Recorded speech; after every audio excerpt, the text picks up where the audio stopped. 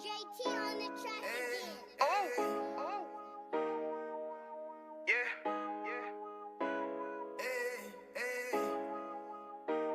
Fuck wrong with you, boy? You know what time it is, nigga. Better watch how you step in. Yeah. But that was my niggas. Yeah.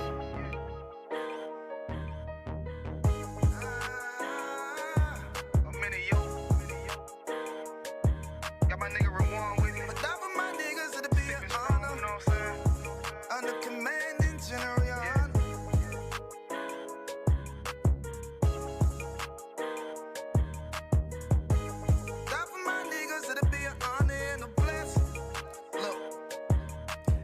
Straight off the top, I love all of my niggas. That shit ain't gon' stop till we on top and we ballin', my nigga. We be fly as fuck, you know them bitches be stalking my niggas. That shit'll never change and it's the same with all my niggas. City to city, I should be at home, that's what my ribs say.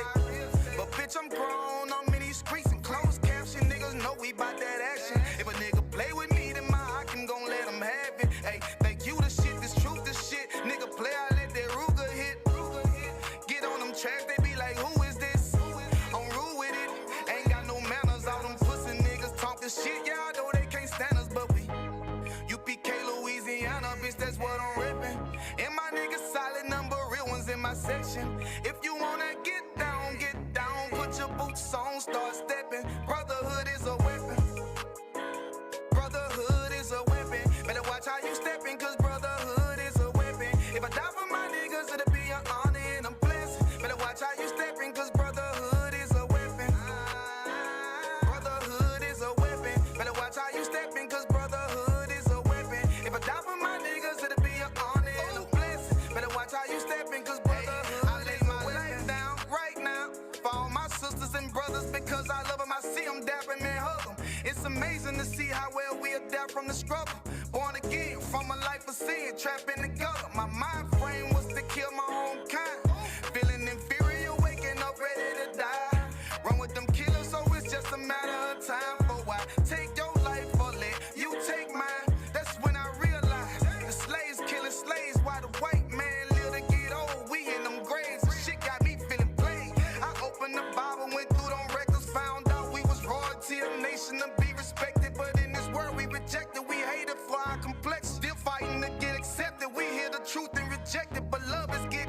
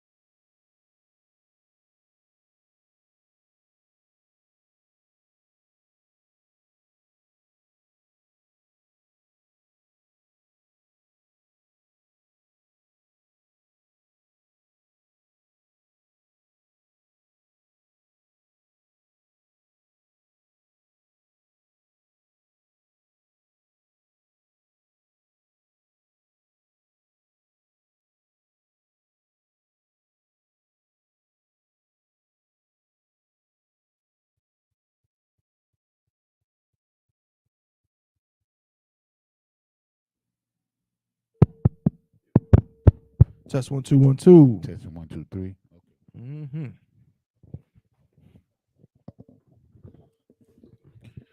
Let me just check this audio on the live.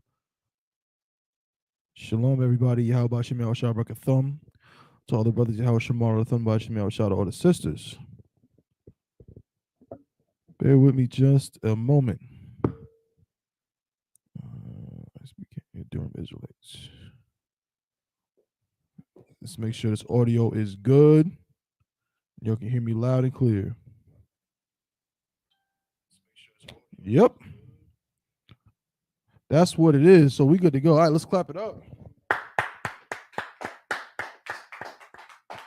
Like I said before, Shalom, Yahweh Shemel Shabrak Thumb to all the brothers, Yahweh Shamar Alathun, Bashemel Shah to all the sisters. This is the Israelite School of Universal Practical Knowledge.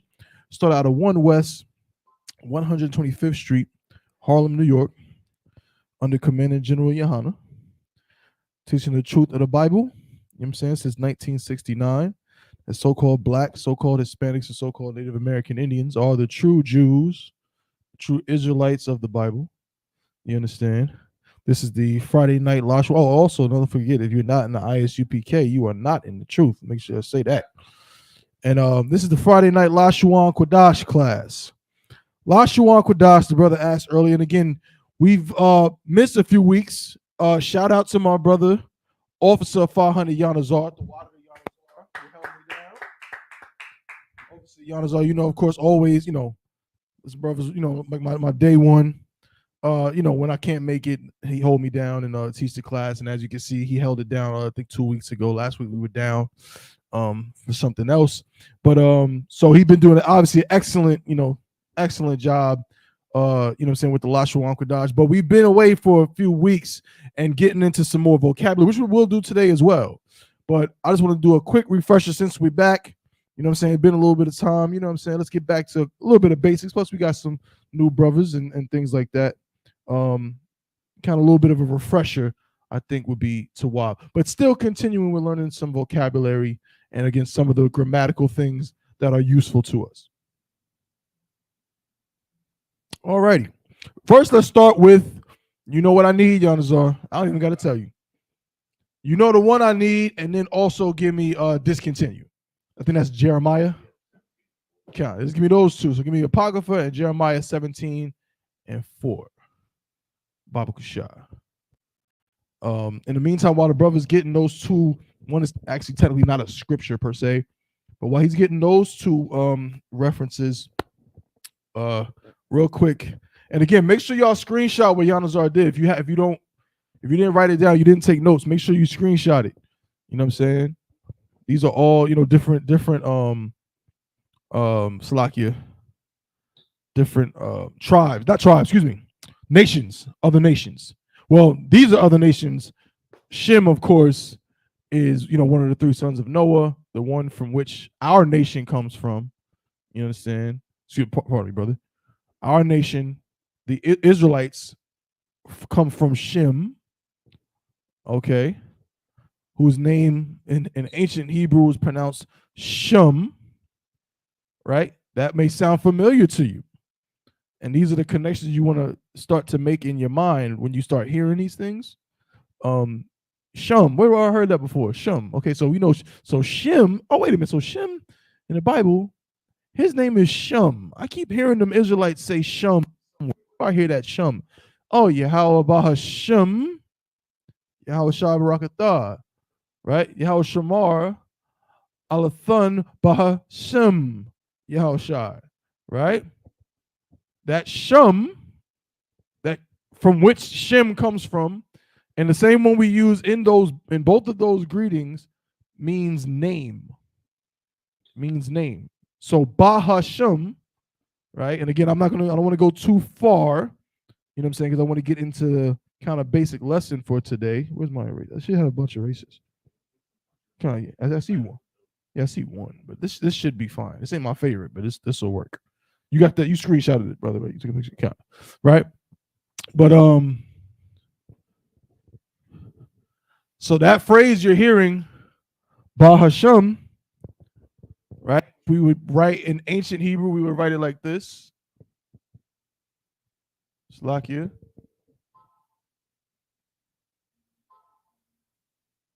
Oh, my bad. Pardon me.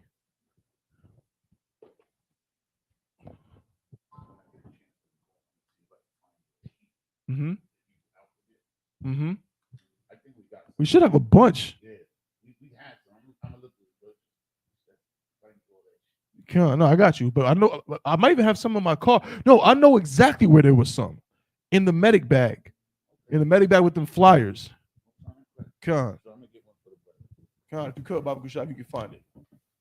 That would be very, very helpful. Let's see if we can't find a nice, neat place to put those specifically. You know what I'm saying? But Khan, this phrase, Bahasham, that's how we would write it in ancient, in Assyrian, we would write it like this. You understand?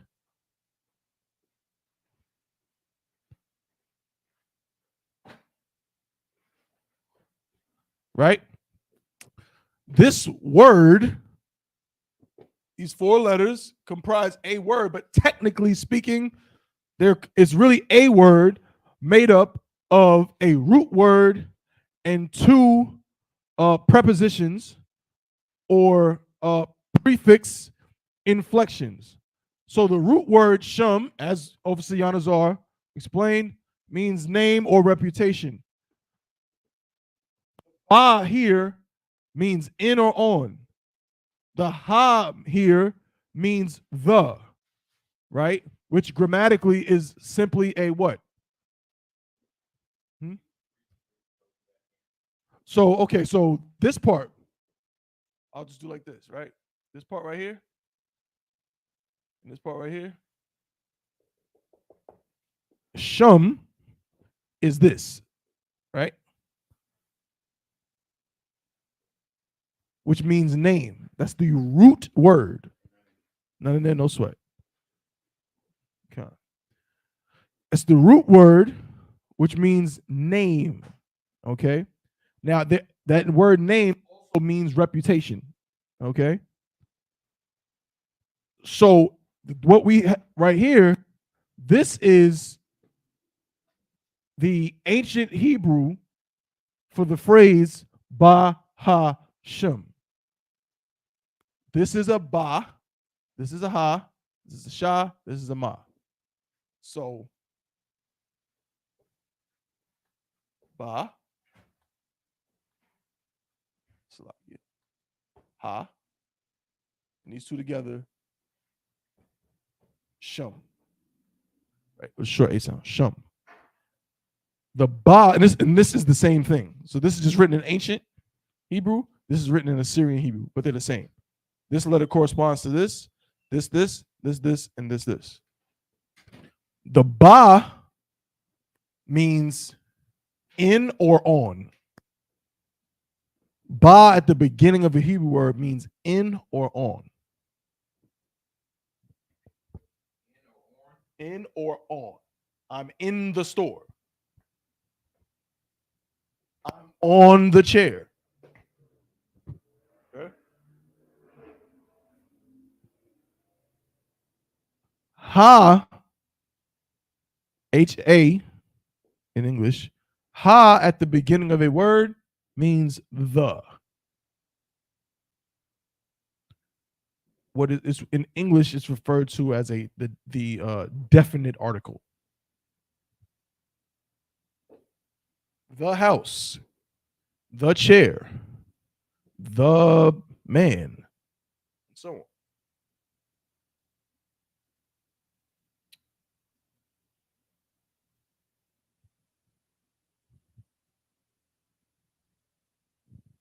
And so altogether, this word, which is made up of a root word and some, again, prefixes, means in the name.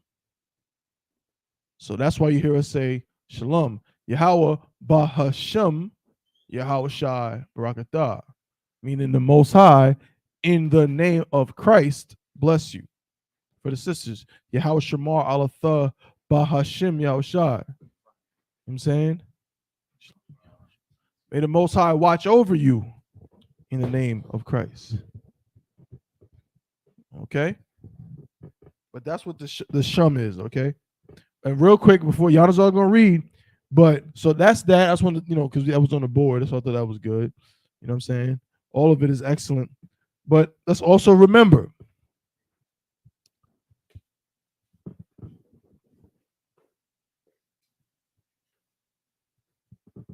this phrase you hear.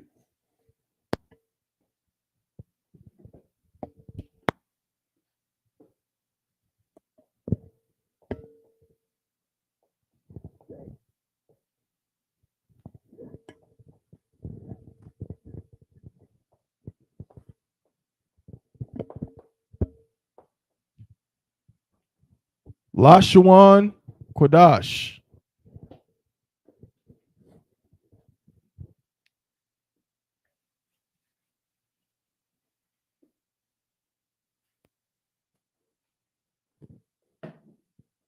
Ancient.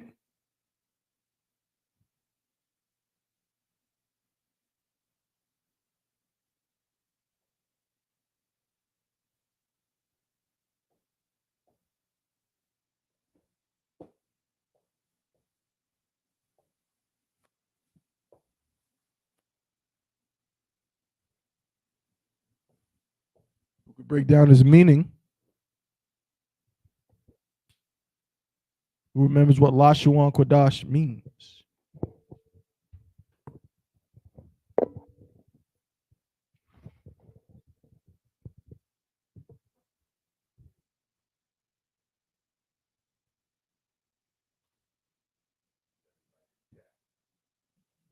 We got some people watching, but nobody.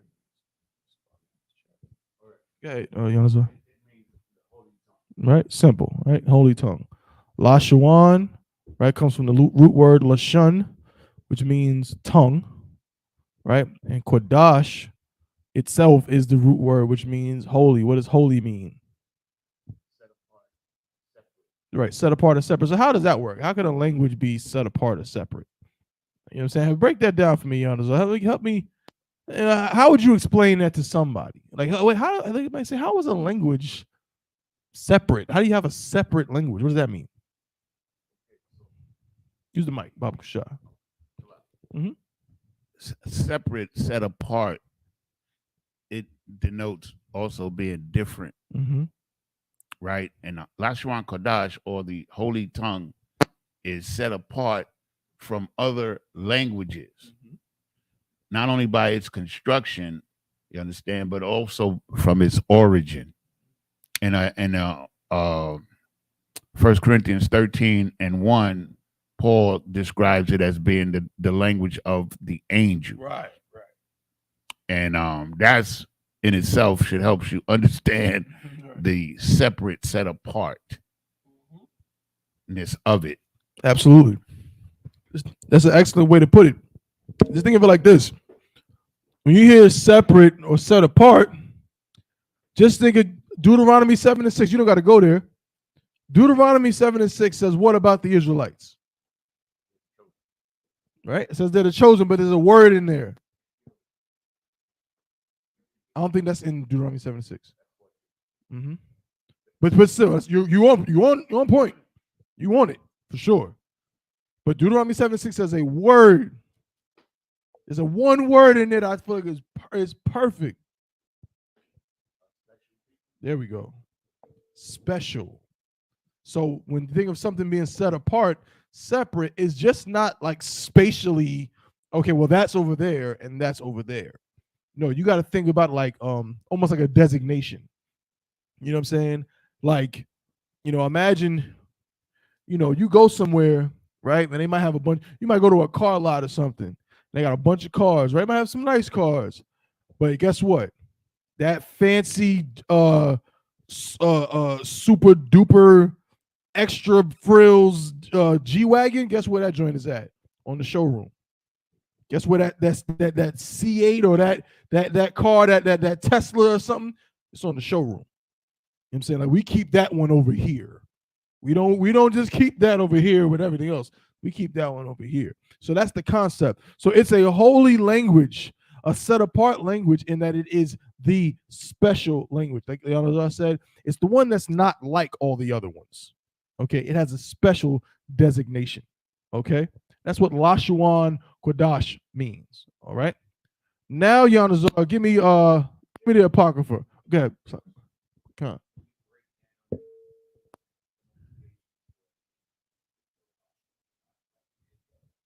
Meaning what? Okay, well, for time's sake, it'll make it simple for you. And just hold you got, Yanazar. So really, the same thing I did here, and that's what you'll see as we go on, right? This process is simply based in the fact that Hebrew is written from right to left as opposed to from left to right, right? So it goes from right to left, right? Each symbol in Hebrew, right, or letter represents a consonant, meaning what? This la corresponds to this sha, this wa, this. Now this is a na, right? It corresponds to this in sound at the end. Why does it not say la, sha, wa, na? Because, like I said, each symbol, it mostly, or it corresponds, the thing that it is, I'm trying to give a good way to put it. This is the part, the consonant. In la, the la sound is just the vowel sound that I need to even make it a sound. Meaning this, if I say G makes in English, G makes the G sound, right? That makes sense, right? That G part, the part, every G is not going to have that G part, because at the end of, say, dog, there's no G part. It's just the it's a hard way to explain it, but like linguistically, what is the difference between a consonant and a vowel? What is the difference? Come on, we've talked about this before in class. And the only reason why I'm going here is because the brother asked, and it's a good question. What is the difference between a consonant and a vowel linguistically? Mm-hmm. Mm-hmm. Mm-hmm. Mm-hmm.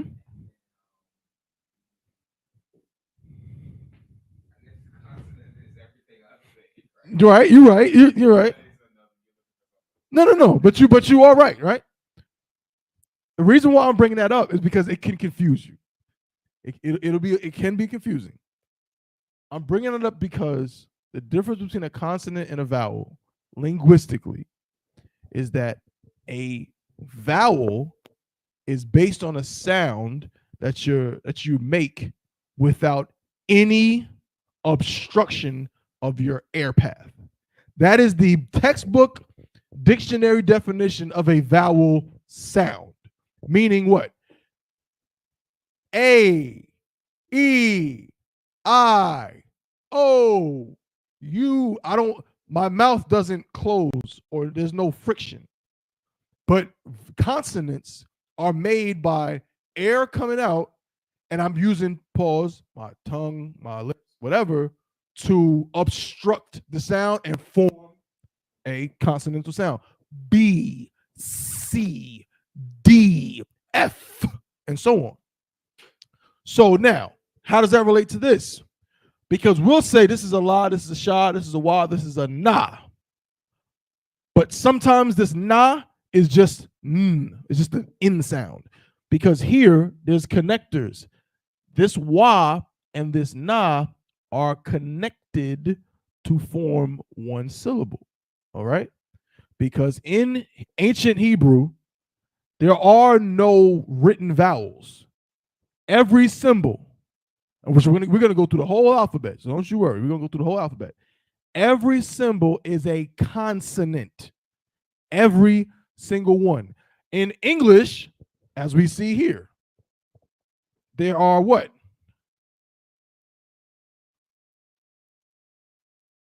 written vowels. Right? That's not in Hebrew.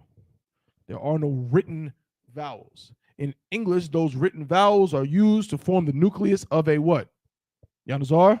Nucleus of a syllable. Meaning if I want to say, hey, Sam. Oh, when's the last time you saw him? Wait, see, nucleus, vowel, vowel. I was with them yesterday. Vowel. Who told you that? Vowel. The vowel forms the nucleus of the syllable. So now, to bring it on home, in ancient Hebrew, we don't have this, we have these. These are what tells me how many syllables and where the syllables lie. Because guess what? If I was to write this out or transliterate it into English, right? Technically, it would be like this. Salaki. Like you've heard of the tetragrammaton, right? You've heard of the tetragrammaton? Have you ever seen this before? I'll write it. I'll write this right this way. Ever seen that? Right? That's to represent the fact that in Hebrew,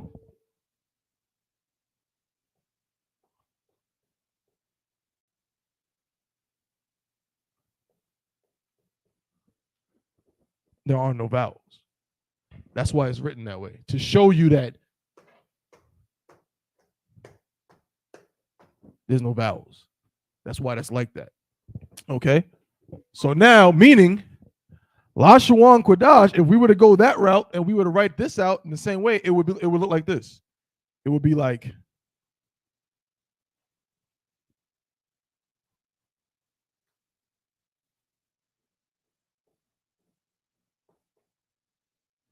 right? But you can't really make sense of that. How does that work? You can't even pronounce it. Lashawan Qadash. Can't do nothing with it. The thing is, in between each one of these is an unambiguous short A vowel sound. Meaning it's automatic. It's automatic.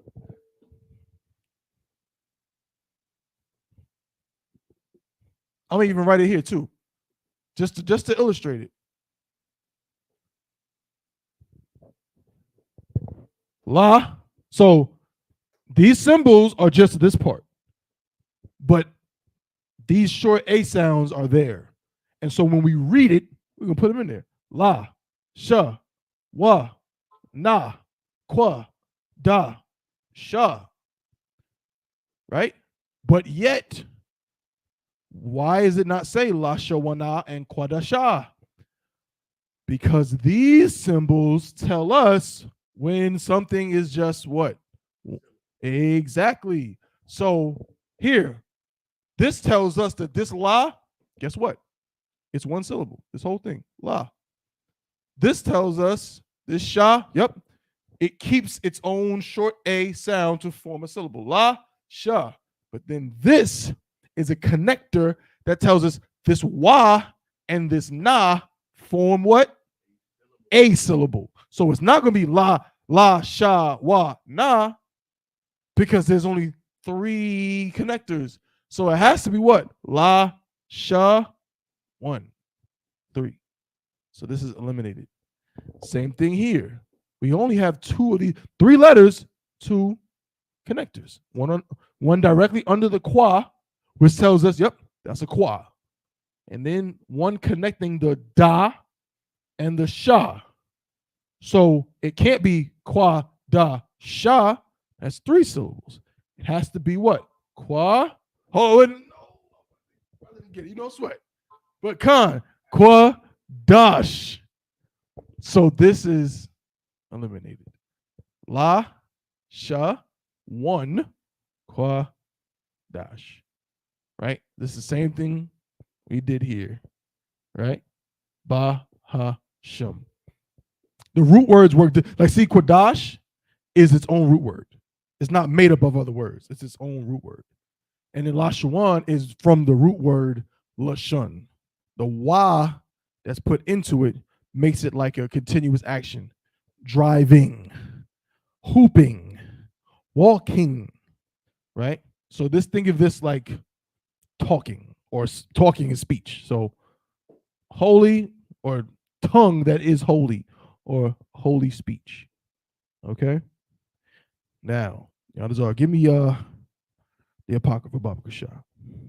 Tell them where you at, too, if you could.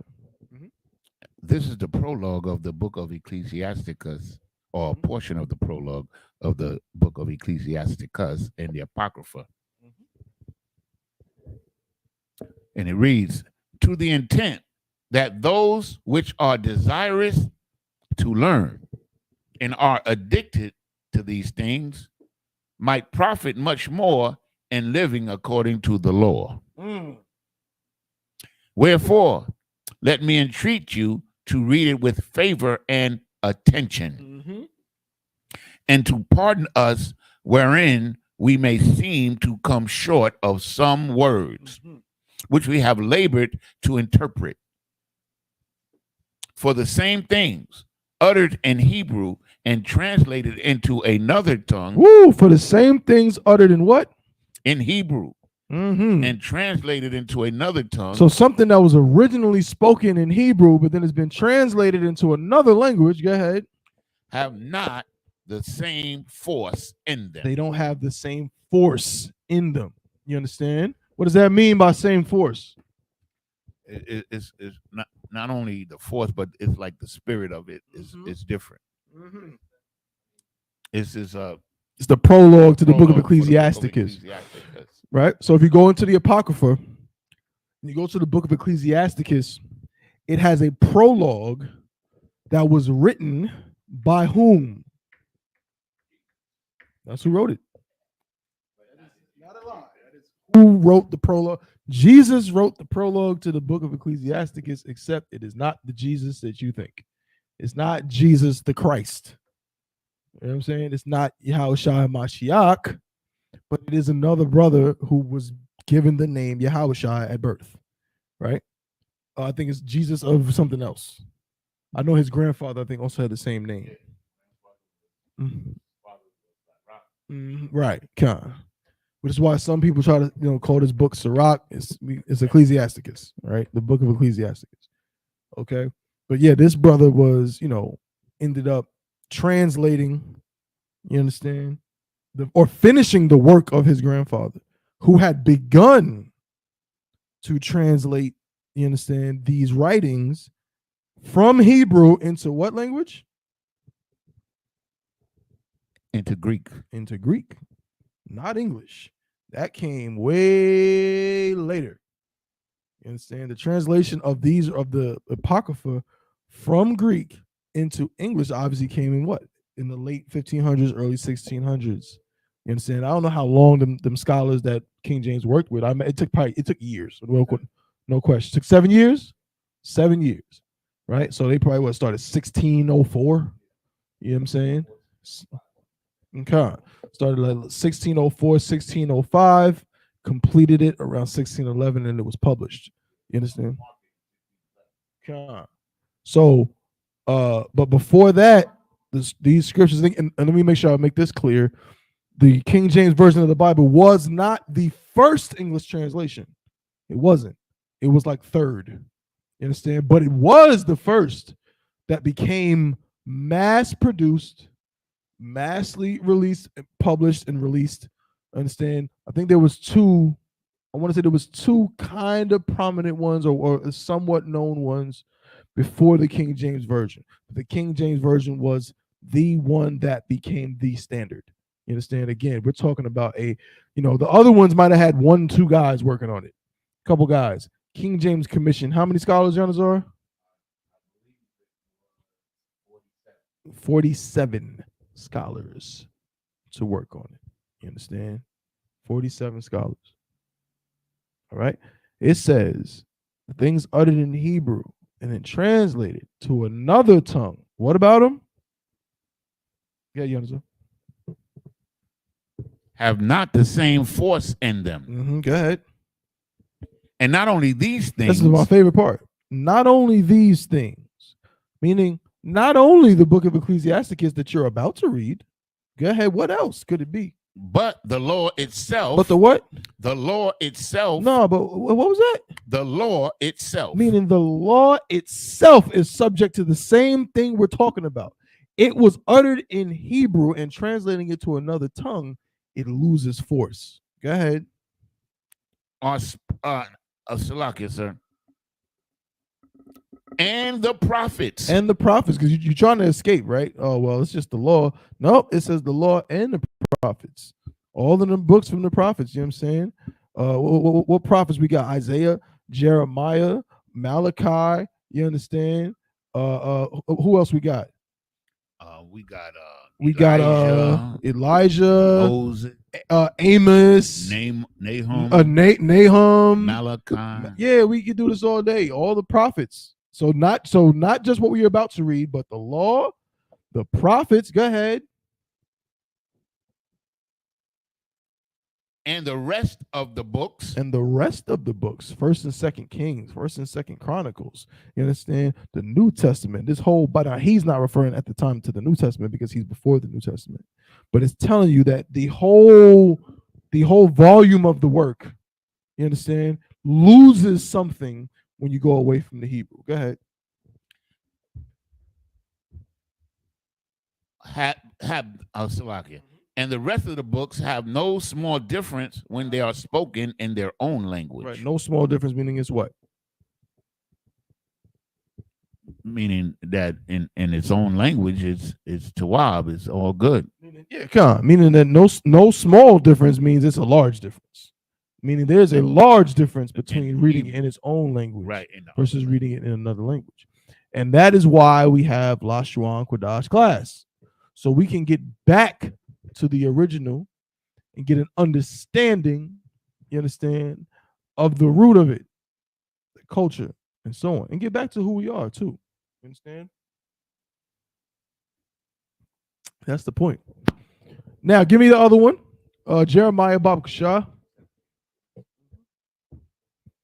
We're gonna do this real quick.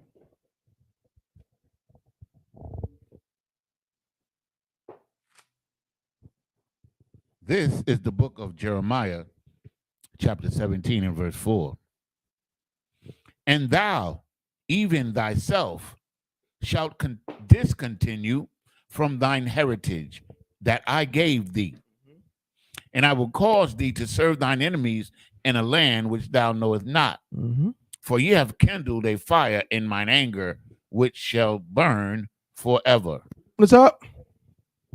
And thou, even thyself, shall discontinue from thine heritage that I gave thee, and I will cause thee to serve thine enemies. Discontinue from thine heritage. Ooh-wee.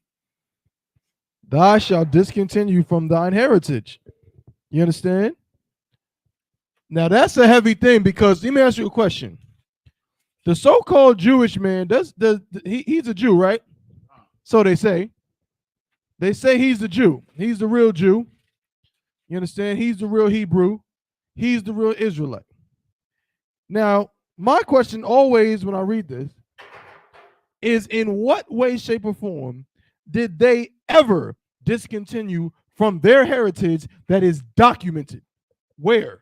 Show me. I want to know. Yanazar, do you know? Kai, do you know? I can't think of one piece of documented history that shows you or tells you that the man that runs around and calls himself a Jew ever discontinued from his heritage, that he didn't know who he was. I can't find it. I've looked, I've asked around, still haven't seen it. But there is someone who absolutely discontinued from their heritage, who has no earthly idea who they are. And when you tell them who they are, Yanazar, if I'm lying, let me know, and you can tell everybody online that Dabawan is lying. Not only do they not know who they are, but when you tell them who they are, they get mad at you. We go to camp. Go ahead, Yanazar.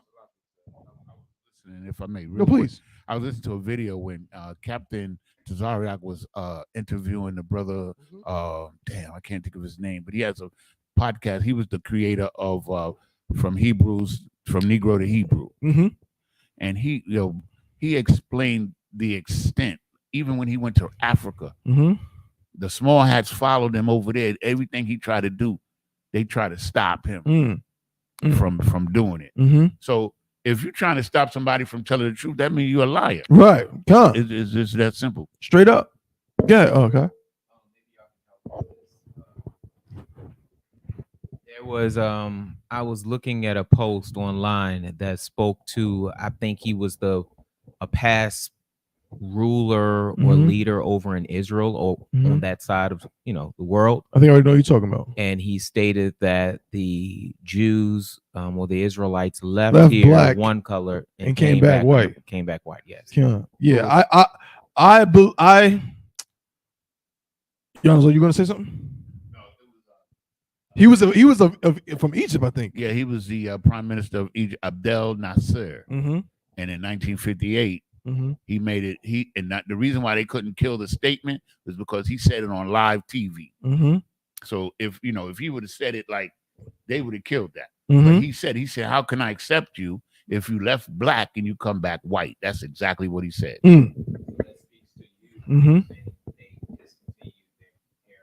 Right. The real Israelites, read it from the top, Yanazar, and tell them where you at. This is the book of Jeremiah, chapter 17 and verse 4. And thou, even thyself, even the Israelites, indeed you, go ahead, shall discontinue. You'll discontinue, go ahead, from thine heritage. From the heritage, right? Meaning what? Heritage means, the word heritage is related to what word? We've discussed this in class as well. Inheritance. Inheritance. The root word for heritage and inheritance is the same. Meaning what? Meaning that it is related to your culture. Both of you correct. But I'm going to take that one more so only because meaning it's about who you are. They say, well, your race shouldn't matter. But your heritage, your inheritance comes from your bloodline. And it said you're going to discontinue from your heritage, from your inheritance, meaning what? Your language, that's a part of your inheritance. Your culture, which is your right, Yanazar, that's a part of your inheritance. Your land is a part of your inheritance. In fact, many times in the scriptures when it says heritage, it's referring to land because it's what you inherited from your forefathers. But someone is going to discontinue from theirs. Go ahead. I want sir. Hold on. And I will cause thee that I gave thee, that the Most High gave us. And if I may, please, sir, like, this is important. That part right there is very important because this tells you that the only people on earth that have a culture directly, a heritage directly from God, are the Israelites. Straight up. Straight up. And I will cause thee to serve thine enemies in the land which thou knowest not, for ye have kindled a fire in mine anger, which shall burn forever. The point being, we discontinued from our heritage. You know what I'm saying? And that's what we're trying to get back. That's what we're trying to get back to. You know what I'm saying? Pardon me just a moment. I mean, the extent by which they go to keep the truth from coming out, they spend billions of dollars just to keep the truth from coming out. Right. That's a fact.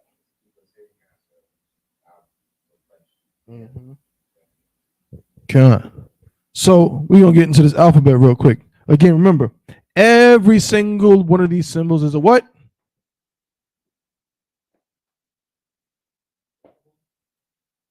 Not quite.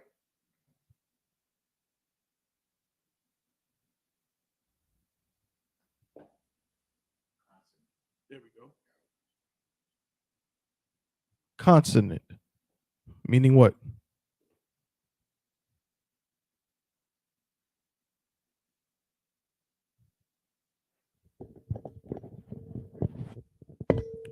Well, in the context of Hebrew, it meaning that it makes its own sound or its own syllable.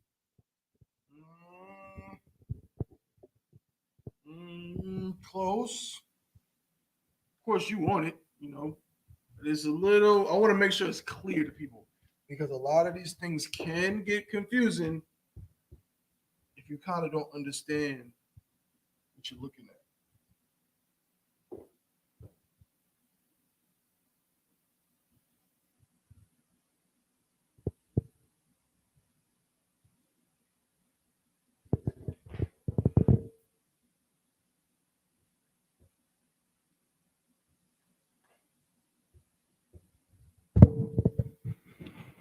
How about this? Before we even get into the consonant vowel thing, let's just talk about these sounds. What sound does each of these symbols make? Right. Slack, right? Ah, ba, ga, da, ha, wa, za, cha, ta, ya, ka, la.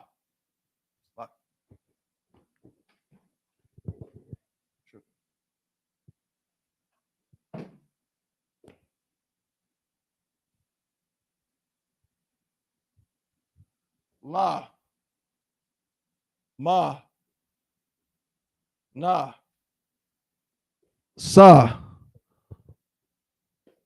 I think I might have mixed up the I and the pa. I, pa, con. I did them backwards. It's lucky.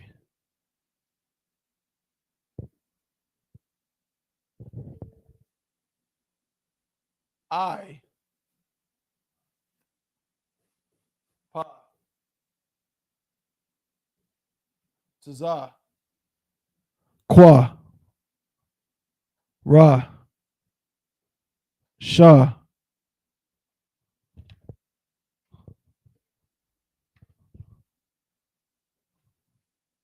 da. Make sense?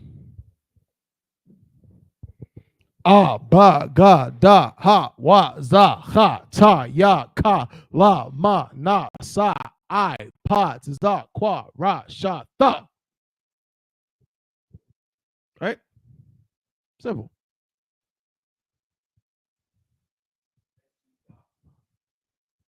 La, which one are you thinking is another ga? Uh-huh. Sa. Yes, a lot. Give him my handwriting.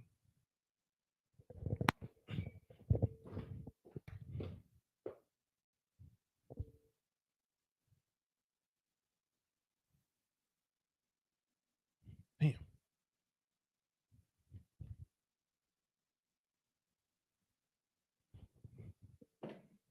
Sa. I. Pa taza kwa rasha. Tha. This is it, y'all. This is it. This is the foundation. Understand? Bear with me 1 second. Let me just see. I might have a one of the joints in my vehicle. Just give me 1 second. Salaki.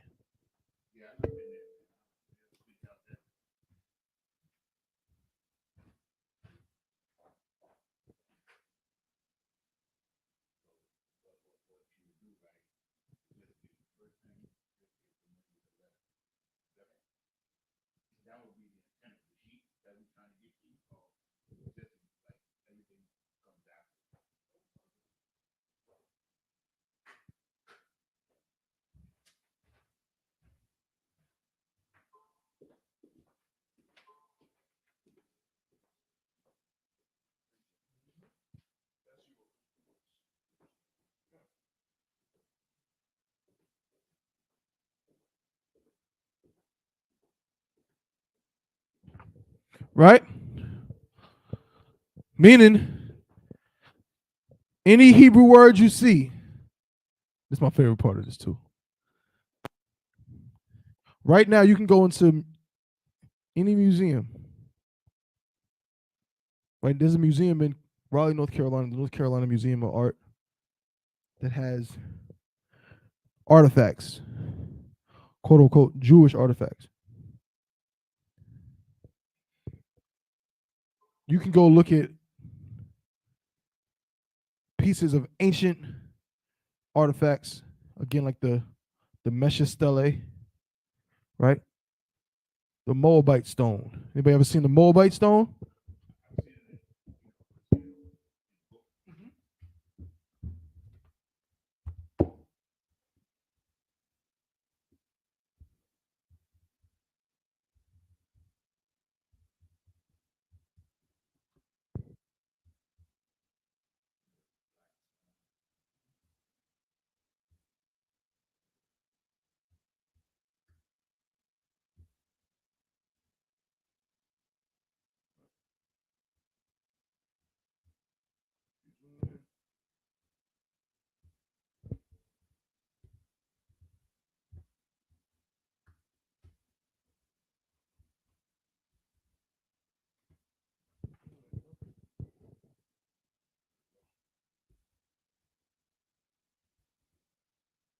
We're gonna make out some of these letters.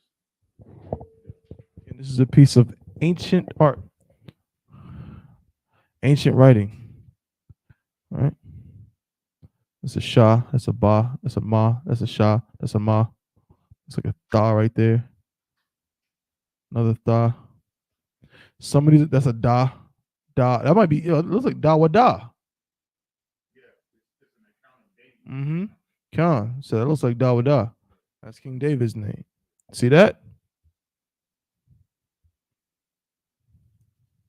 What about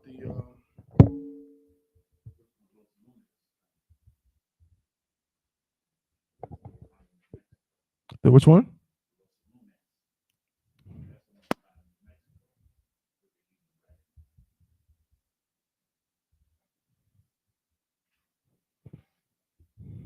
Ooh.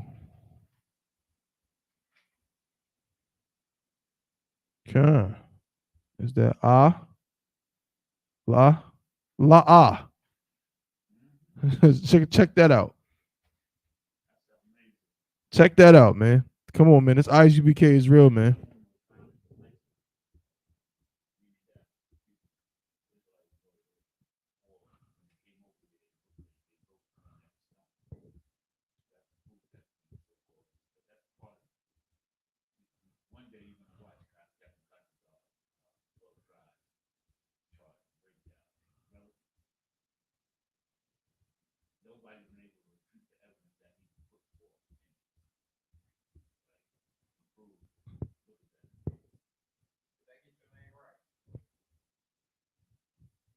Wait a minute. Hold up. Wait a minute. Hold up.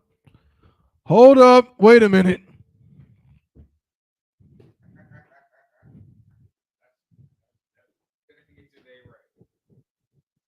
Salaki, brother. Most High in Christ, give this brother a hand right here. Give this brother a hand right here in the class, because this brother right here just did something amazing. I'm going to show you. Good night. The brother just seen. Now, brother, have you seen this before? I'm sure you've seen it, parts of it. But have you ever been taught this language? Right. Have me and you have been in class a few times, but have I ever sat you down and told you how to spell my name in ancient Hebrew? No, that has never happened. The brother then wrote my damn name perfectly in ancient Hebrew. Give this brother a hand right here. And use the connectors right the first goddamn time. Nah, bruh. Look at that. That's it. That's my Hebrew name. Because you know what the brother did? I would imagine, if I'm wrong, let me know. The brother, again, we got a little, it does that sometimes, Salaki. Boom. Bring it on out with the autofocus. Salaki.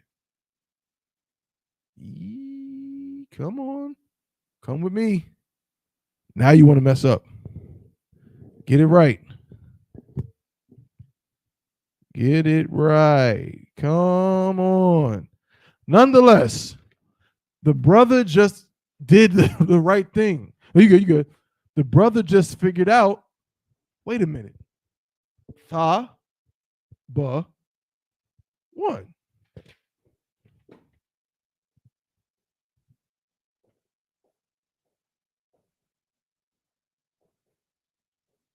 Okay. So then there has to be a what? A tha. Also wrote it backwards, correct? Like not backwards, in the proper order. It has to be a tha. Then it has to be a ba. Then it has to be a wa. And to get this in, it has to be a na. So how do I do it? I got to think about how many syllables there are. Tha, ba, one. Okay. This tha is right there. Boom. Ba, boom. And then this wa and this na are forming one syllable. And there you have it. Brother, I've never seen nobody come into first class and do that. never. Most High in Christ. Appreciate you, brother. Appreciate you. I was a little confused at first. I'm like, how am I supposed to get the N at the end? So I remember you just said Mm-hmm. it's always going to be a nah at the end, but if you make the connector take off the A. So I'm like, okay, that's how I get my name. Simple. I've been trying to get people to understand. Not saying nobody else gets it eventually, but you know, I'm starting to question my teaching methods. But Most High in Christ, you know what I'm saying, brother Kai figured it out, man. Now that's excellent work, brother. Yeah, that is excellent. So appreciate you for that. But Khan, that's how this works. So that means what you just did. If understanding that, everything else would be relatively simple. Because that is straight up how this works. So meaning this. Let's say I say, I'm gonna use something in the scriptures. So it'll be irrefutable. Again, I love doing this class, man. I love teaching my brothers and sisters how to read ancient texts. You know what I'm saying? Like nothing. So I'm gonna go to the scriptures. I'm gonna go to the scriptures and get something real quick. One of my favorite scriptures. And yeah. Okay. Yeah. Mm-hmm.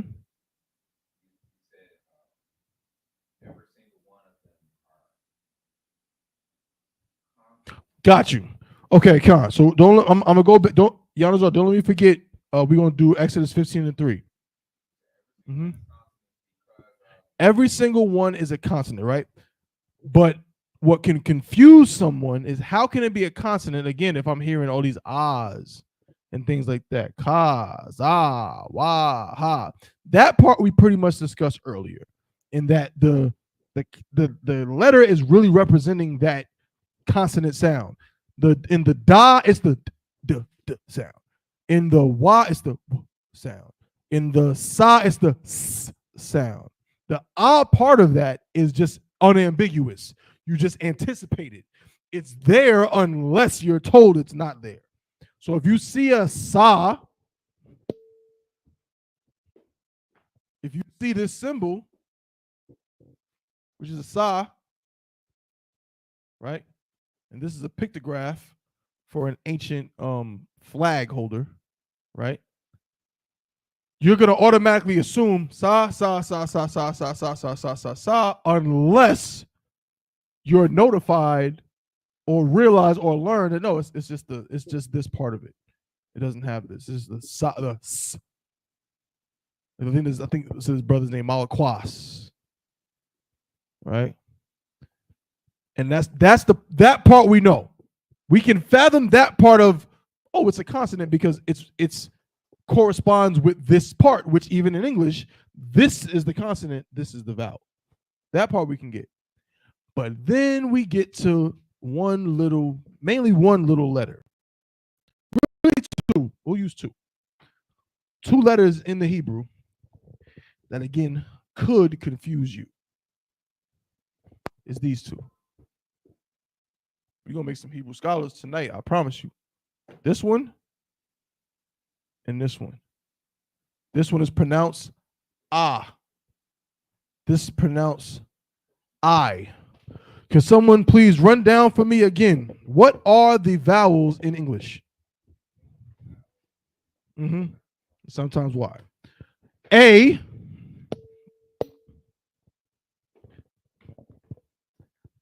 What does this look like? Because this is literally the letter that this comes from, right? And it actually corresponds sonically. Ah, right? I, you may say, well, that don't look like that. But guess what? Do you know what the word for this is? The word for this, I'm gonna write it in, I'm gonna transliterate it first, then I'm gonna write it out. Ayin. In ancient, Ayin. Assyrian.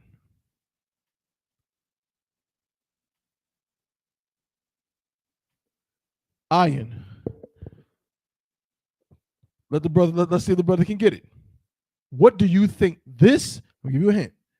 This is the ancient Hebrew word that this symbol is a pictograph of.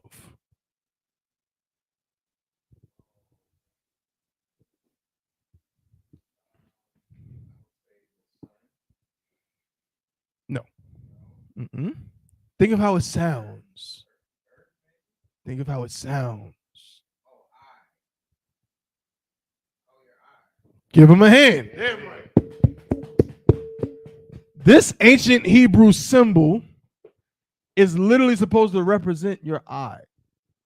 This word that this corresponds to means eye, right? So these two, if we go by English standards, would be what? Based on how they sound. Ah, exactly. They would be vowels because of how they sound. Because when we say them, ah, I, there is no, what's the word I use? Not abrasive. I can't think of it right now. You're not stopping the airflow, for lack of a better word. I can't think of it at the moment. Friction, it was another word. Airflow. Obstruction, the water. There is no obstruction of the airflow. So sonically, these would be vowels by how they sound. Why are they not vowels, though? How can I've asked this so many times in this class because it's important. Because someone might come to you and say, you say there's no vowels, but that's a vowel. How can I confidently say that neither this nor this in ancient Hebrew is a vowel? Nope.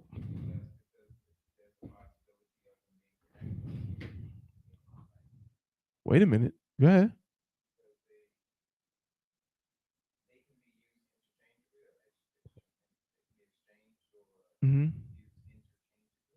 Not quite.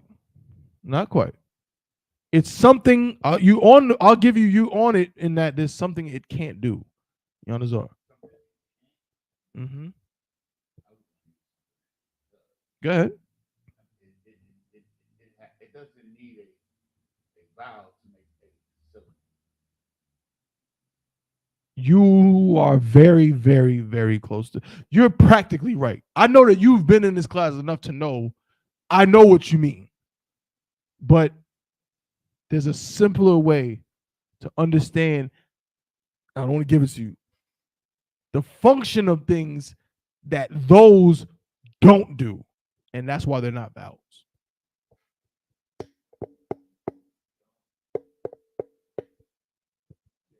In fact, it's you can kind of see it on the board.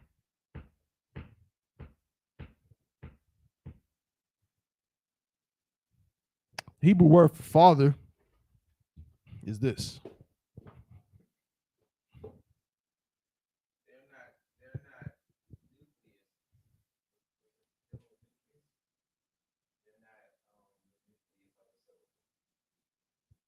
Give him a hand.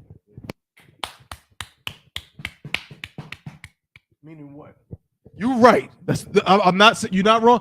That is the right answer. But give it to me in the layman term that everybody will understand. Transfer that to and simplify it. What happens? I might give it to you if I say that, but no, because you already got it, I ain't gonna mess with you. What happens in English with a vowel that will never happen with one of these? Ever. It'll never happen.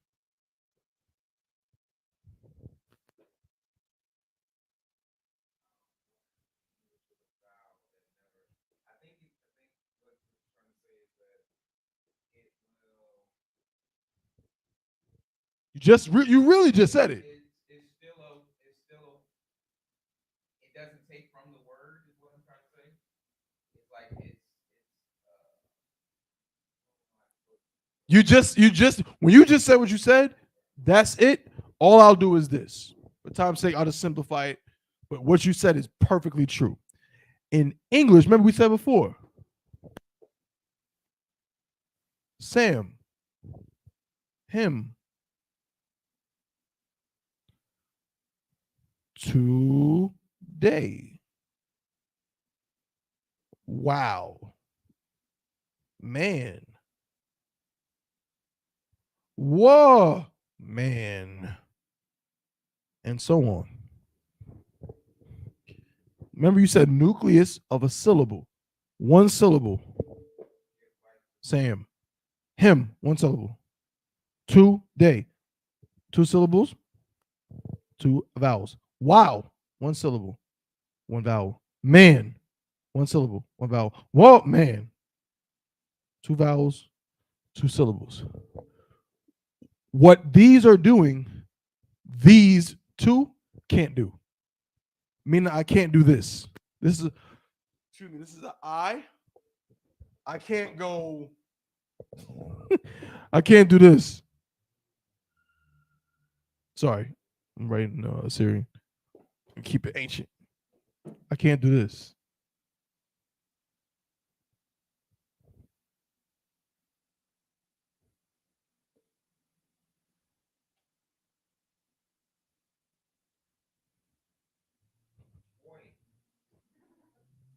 I can't say that this word is shine. I can't use this to connect this to this. That's what I can't do.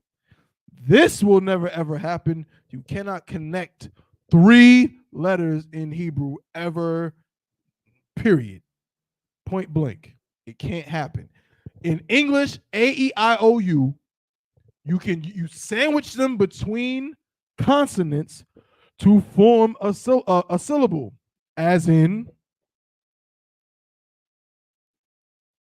fan, tan, ton, run, and so on. You sandwich the vowel between 2 consonants to form the syllable. In Hebrew, you don't do that. You just slap 2 consonants together. As in Abba, which means father.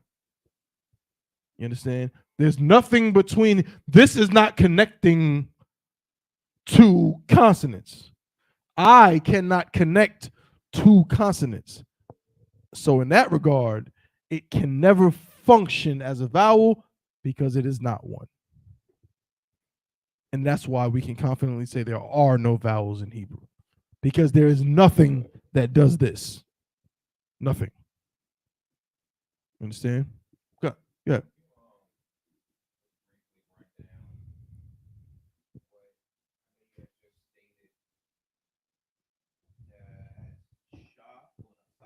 Mm-hmm.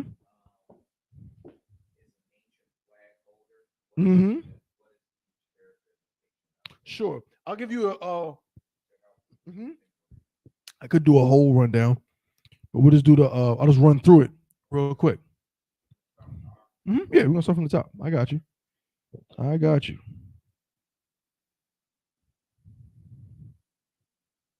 Bear with me. I go to my notes.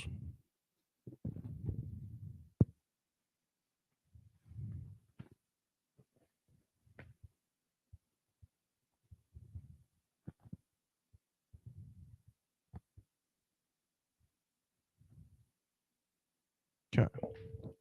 All right. So, and I'm gonna preface this by saying that, as I always like to say, I'm gonna ask, put it in a question form.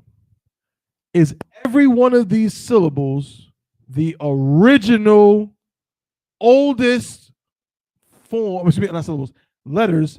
The oldest form of said letter. Is every single one of them that? You say yes, Yanazar? La. Yanazar is correct. Don't get swayed. Meaning this. I'm gonna put it on the screen, actually. I'll put it on the screen, make it simple for you. So you can see what I'm talking about.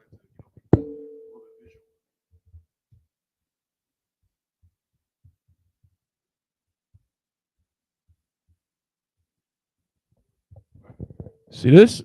Right here. Primitive sign language. Now watch this, right? Here we have some website is telling you, now this is the root word. So to the what we're talking about, the right? Each of these has a corresponding word too. The corresponds to alap, which means cow. Right? See this? Hand gesture called the bull. Right? But I'm going to show you that there was an older one.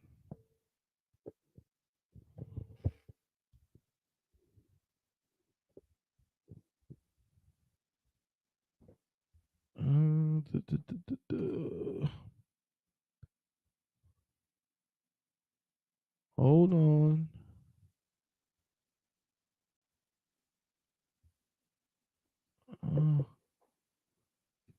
Not that one.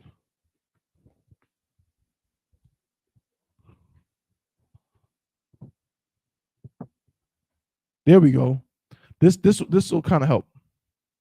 This is not perfect, but actually this is actually very good for illustrating what we want to illustrate.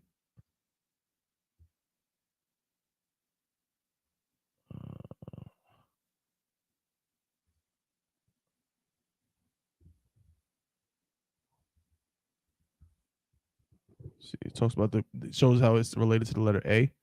I'll use this. Boom. Okay.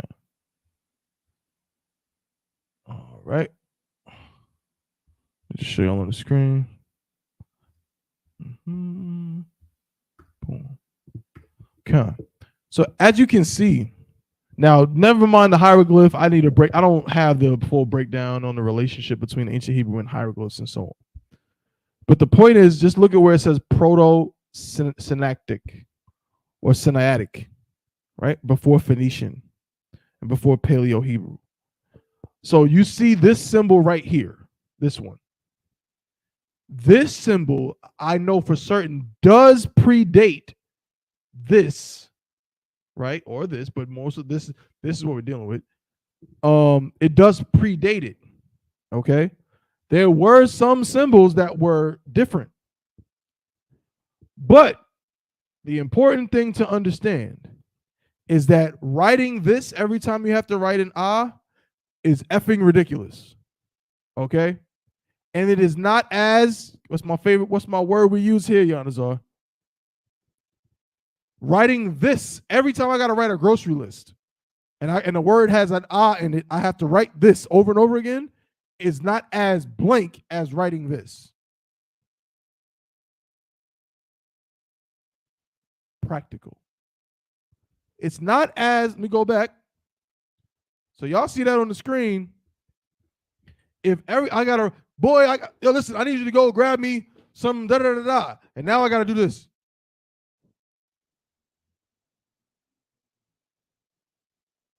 I can't draw worth a damn. So you can imagine how hard it was for them back in the day.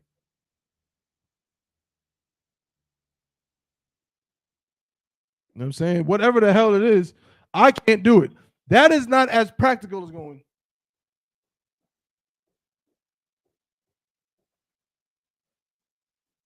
So the form of Hebrew we're dealing with in terms of the written history is the first fully fleshed out practical written form.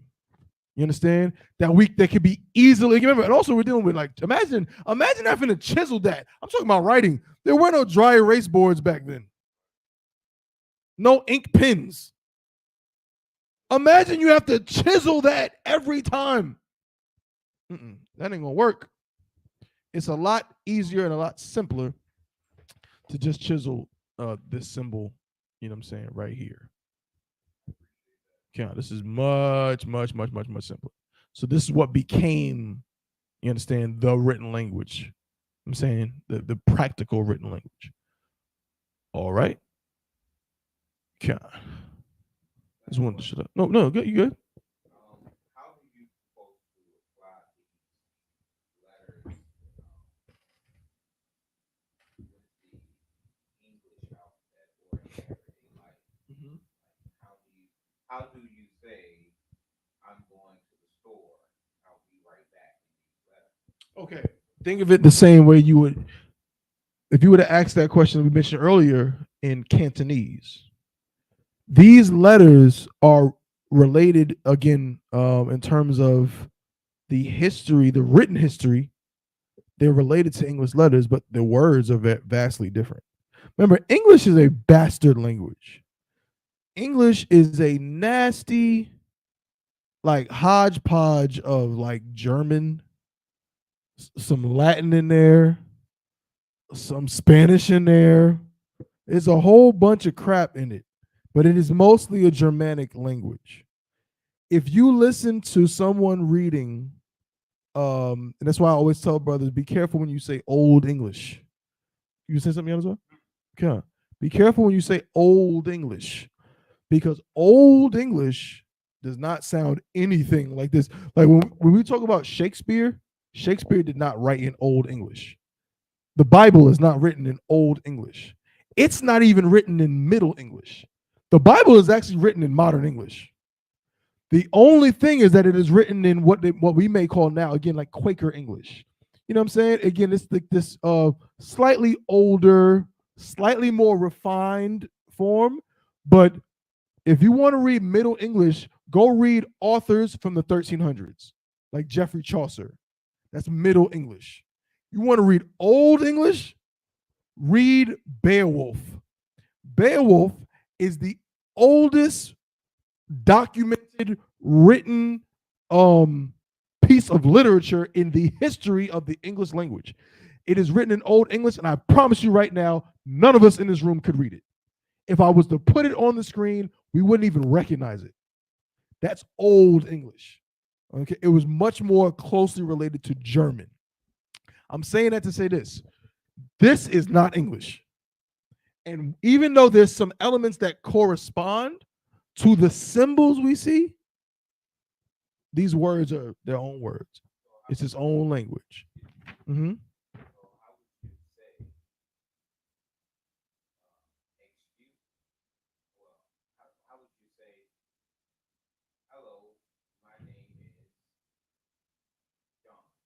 Gotcha.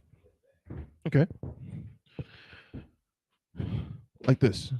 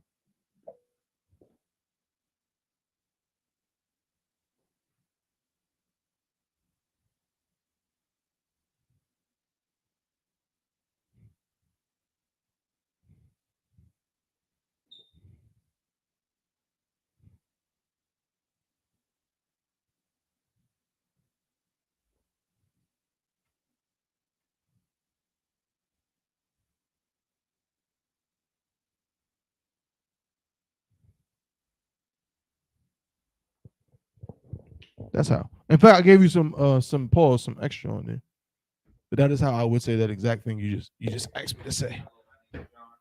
Not the John part. I use my name. Who can read it? Who wants to give it? Who wants to just read it?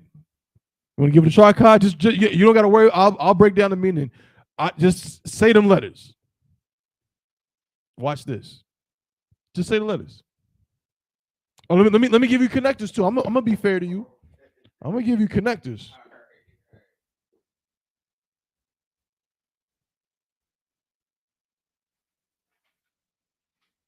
It's like I can fix one thing.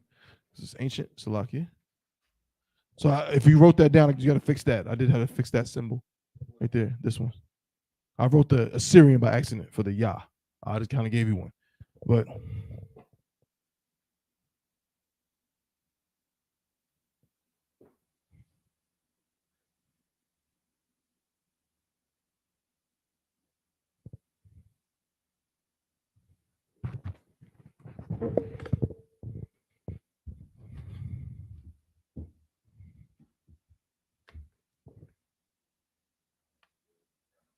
Mm-hmm.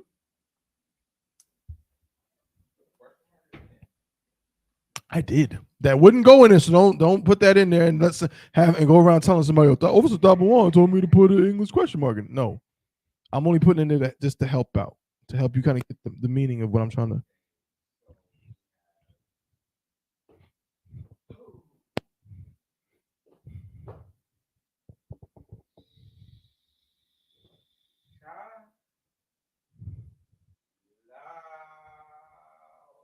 Mm-hmm. Yeah, I know my handwriting ain't the best. My handwriting ain't the best, but. Mm-mm. You want it, but. Hey! Shalom. Shalom. Remember, unambiguous, meaning it's all unambiguous, because there are no vowels. So you can't mix and match vowel sounds when there's nothing to tell you what the different vowel is. How would you know that the one vowel is an O and one vowel is an E if nothing is written to tell you that? You can't. It's unambiguous. It's one vowel sound. Shalom. Go ahead.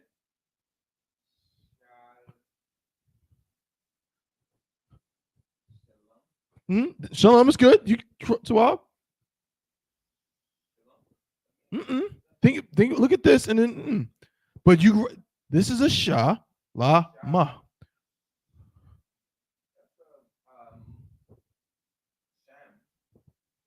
Close. Man, that's it. Give him a hand. Let's go. Shalom. Sham what?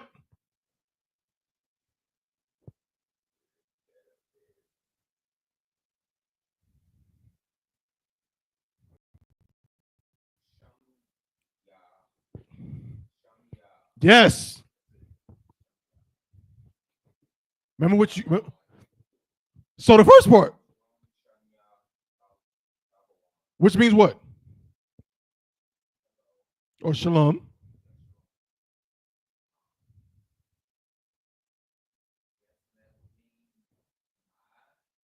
I'm not gonna steer you. Kai, you said, hello, my name is John. I'm not gonna tell you something that it ain't.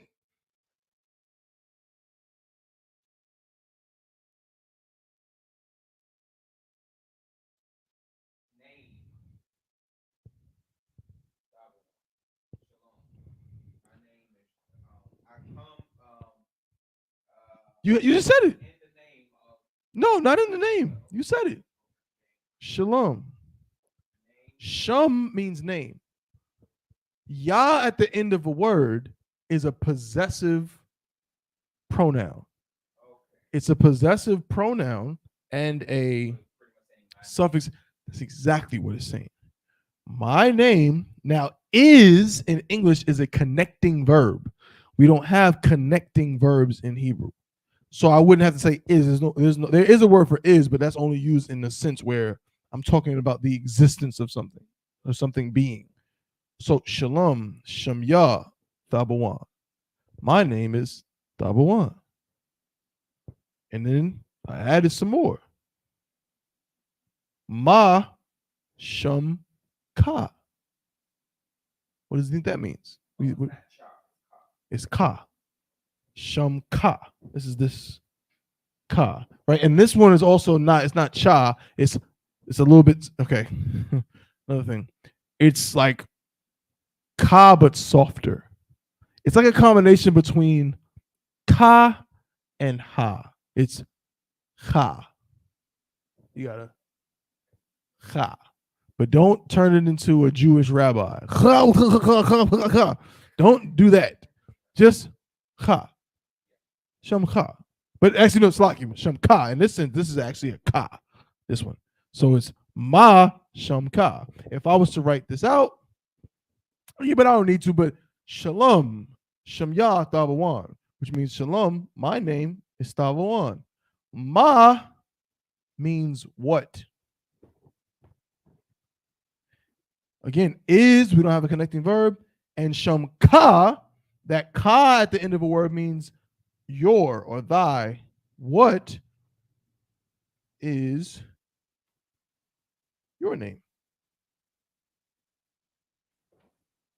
It's lucky for my terrible handwriting, but you get the point.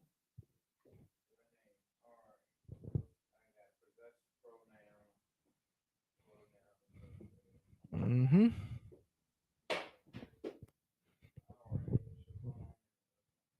Shalom, Shemya Thabawan, Ma Shem Ka.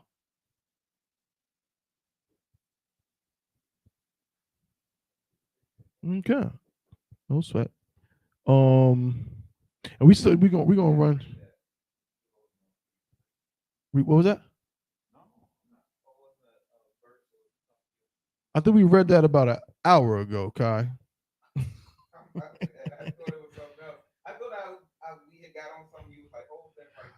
No, I think what I was telling him was don't let me forget to go because we got to still go through all of the different symbols. I think that's what it was. Kind.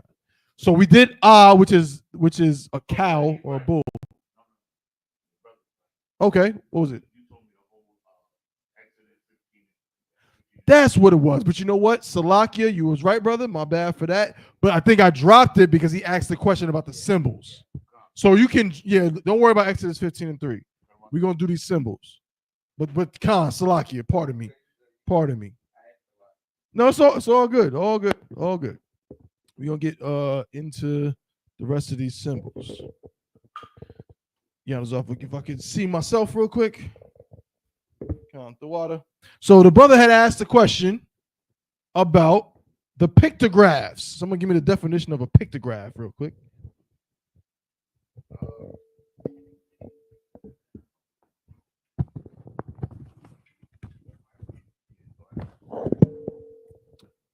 So a pictograph is a symbol depicting a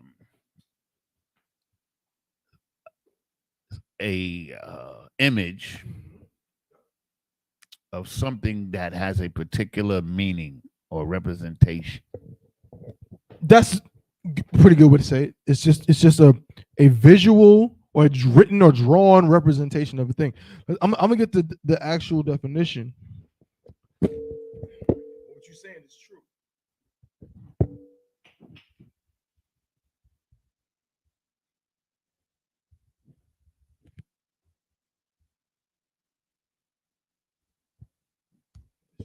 Pictograph, a pictorial symbol for a word or phrase. Mm-hmm.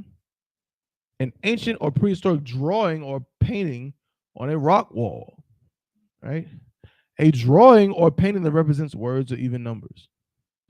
A graphical symbol that conveys meaning through its visual resemblance to a physical object. I like this definition best. A pictograph, also pictogram, pictograph, or simply picto, is a graphical symbol that conveys meaning through its visual resemblance to a physical object. That is the best definition you're going to get for this word based on what we're talking about. Each one of these symbols conveys the meaning through their visual resemblance to a physical object. That's what each of them does. Okay? And so we just did the first one. So the first one is a cow or a bull. Again, we showed the original symbol. This is a simplified version. So just think of this as like the head of the cow and then the horns on the side, right? The ba comes from the word banath, which means tent. And again, we're going to do this. This is the quick version. You know what I'm saying? I've written this out many times, but we're just going to do the fast version for the brother. And plus, we coming up for the class, actually. Class goes by so much faster when you're having fun, right? So banath is a tent, right? This is what it is. Think of it like, imagine that. I'll do it a little bit different. Imagine, bear with me, sorry. Right? Imagine this is the grass on the ground. This is the ground right here. The tent is above the ground, and this represents the hook that goes into the ground to keep the tent from flying into the wind. All right. One moment. Okay. One of my favorite ones is right here. What do y'all think this is? And I'm going to give you the Hebrew word. It's the God, Abba God. This is God, and the Hebrew word it comes from. I know you know Yanazar, but let's get a brother a chance. It comes from this word. This is the ancient word for something that has a very similar word still in English to this day. This symbol represents it. I'll be impressed if you get it. I'll be impressed.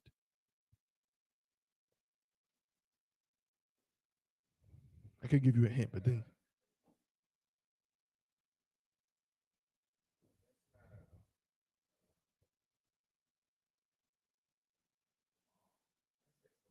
Mm-hmm. Mm-mm. Mm-mm. I'll give you a hint. Whoever seen Rush Hour? You never, don't tell me you never seen Rush Hour, brother.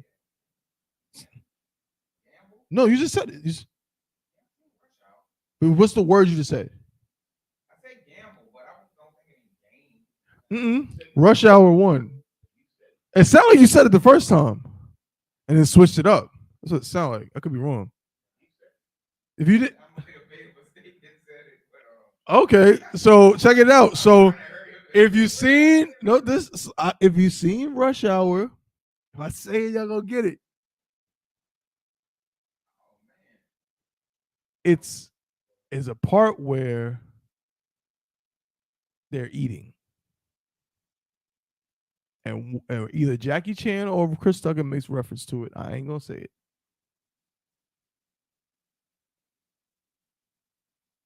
I ain't gonna get it. That's simple. I don't even remember like that. Oh man, I know every word. What is it? All right. All right. Okay. Gamal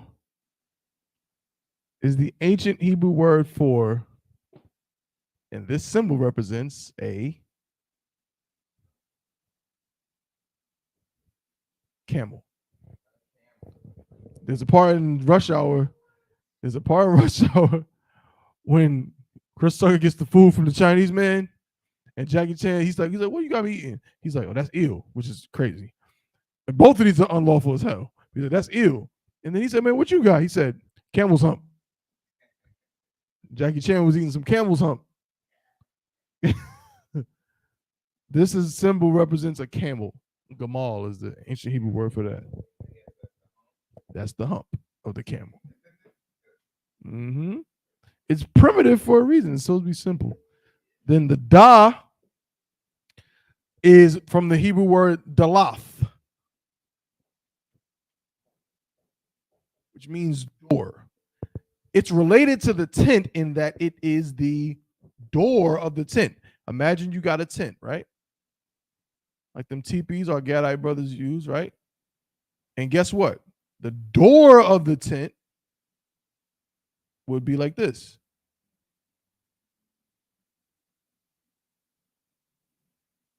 You understand? And he got some grass down here. So this pathway is the door to the tent. So Daloth means door.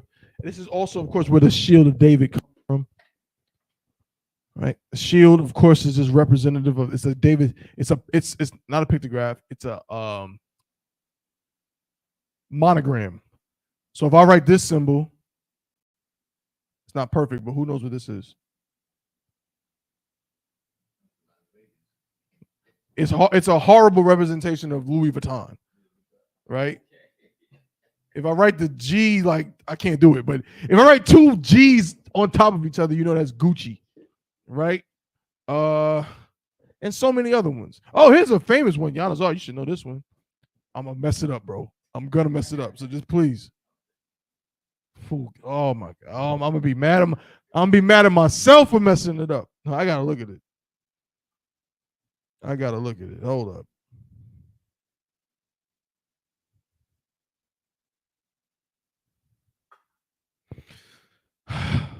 Lord.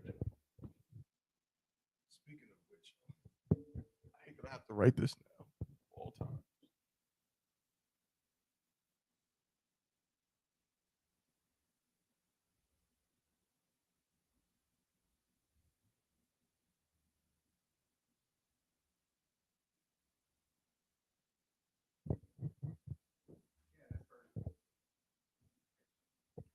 Not bad, huh?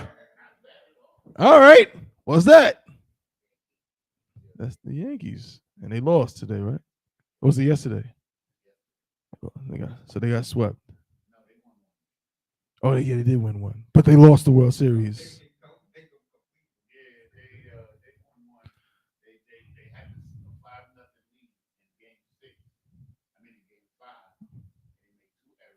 And lost 7-6.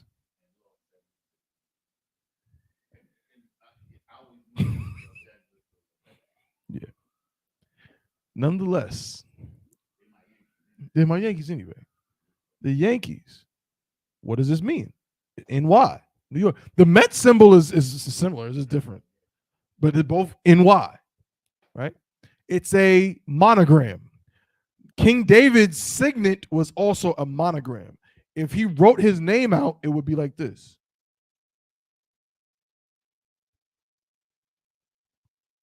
Dawada. Right? Da. So he came up with this monogram. He just put them on top of each other.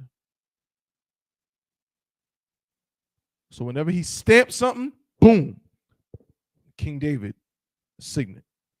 King David approved of this, right? So that's all it is. It's just his symbol, right? And of course, King David was the one who was promised by the Most High that the scepter would never leave.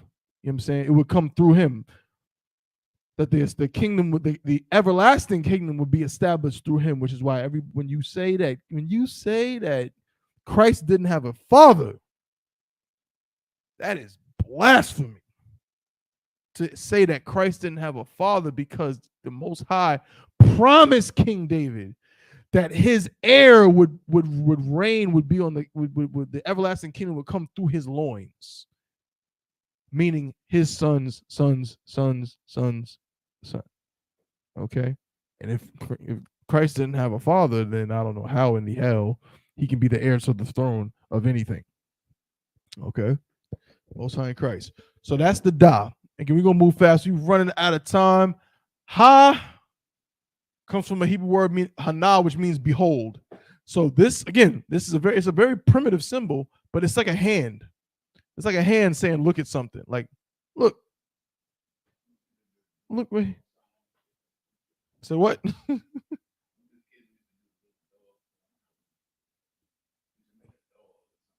That's funny. Con. Oh, like the shadow puppets. Oh yeah. I know what you're talking about. So yeah, that's a hand saying look or behold. The wa is a fish hook, right? The za comes from the word Zion. It's a weapon. It's an ancient weapon. Ha, this is another good one, easy to visualize. Ha looks like, okay, like people comes out call it the ladder. It's not a ladder. This will help you know what it is.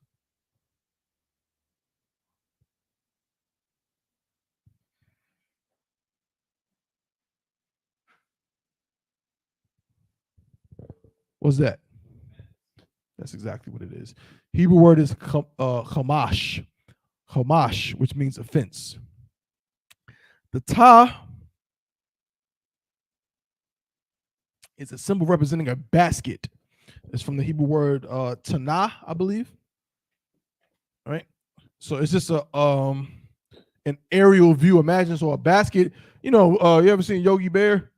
Yogi Bear be going after them picnic baskets. So the basket, might look like this. It might be like a tub, right? But then, there's like this handle, and then there's like handles that go all around it. But if you look at this from the top, it would look like that. It would just be a circle. There's your picnic basket. The Yah is also a very primitive representation of something.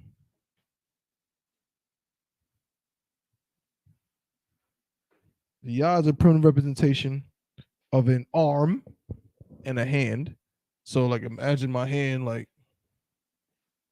it's an arm and a hand, right? Because it comes from Yad. So it's like this part of your arm.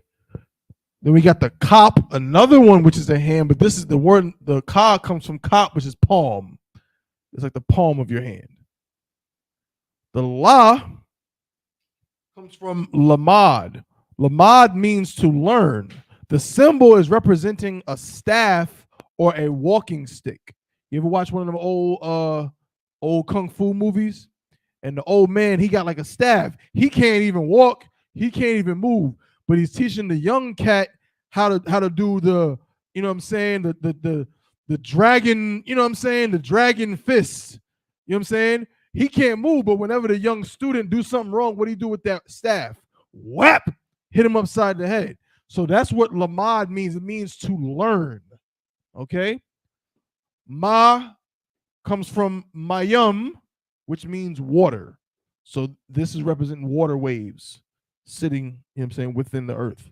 The na comes from the one, which means to sprout.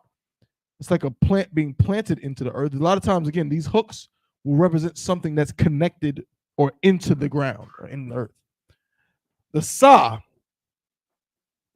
again, an ancient flag pole, because now we look at flags like this. You'll see a flag pole stand straight up, and then, something like this, and then it'll say some nonsense or whatever. But ancient flag poles would have sat in the middle like this, and the flag would have went vertical like this. And you wouldn't see this in the back. You would just see whatever's written on the flagpole, right? But behind this, so imagine an ancient flag that might have a shield on it, right? What's holding this up behind it would be this: a stick with 3 posts, right? And then you just drape the flag on that. Okay. The eye, of course, we talked about before, represents the eye. The pa is a mouth. So it's a representation of someone's mouth from their profile, from the side. Pose with their mouth open. It's a mouth. The tazah represents a person laying on their side. So this is like their shoulder. So it's a person laying on their side. Tazah comes from, I think, taza something. Tazayad, I can't remember the word salakia, but it means side. It's like laying on your side.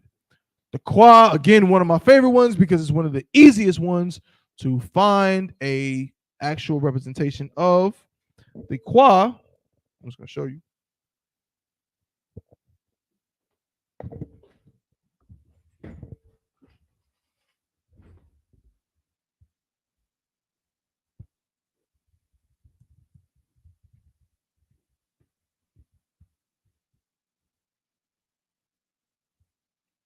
See that?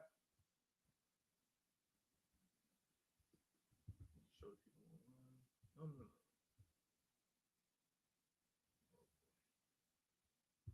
No.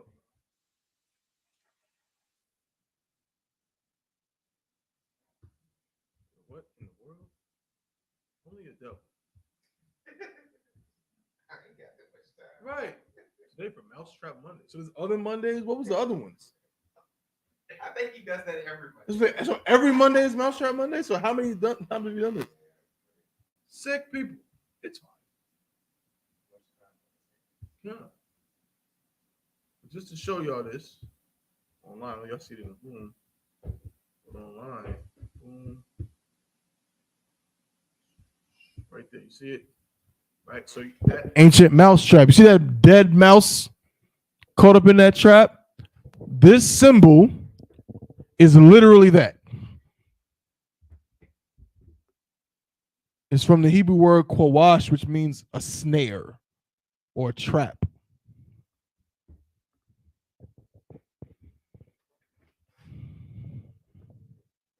And whoever this is got 1.91 million subscribers. I'm talking shit, but Salakia, pause. Like, Salakia for my language, but I'm talking mess. He got 1.91 million followers talking about some Mousetrap Monday.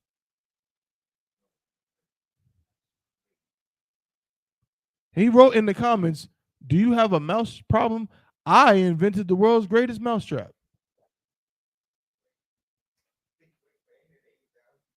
It's a you see the devil?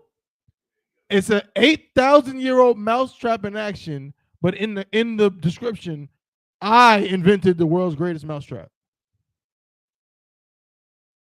I mean, right there you go. Right, he's a goddamn liar. Jeez. I'm telling you, that's crazy. But yeah, but that's what that symbol is. That symbol, that Qadash is a snare. It's a trap. Okay. The Ra is a funny one. The Ra is a head. Ra comes from the word Ra'ash. Oh, 1 second. Yeah, Khan. Ra comes from Ra'ash, which means head. So just think of it, it's like a person standing and like their head from their profile. Okay. The Shah is teeth. Shah is from the word, is it Shah? Or Shah? It's Shah something. Salaki, I can't think of it at the moment. Matter of fact, let me look. The Shah, I know it's teeth, but I'm trying to remember the Hebrew word.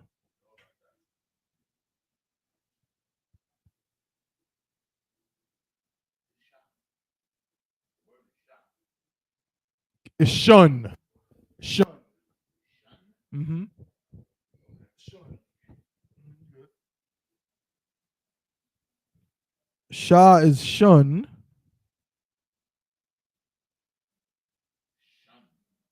Mm-hmm.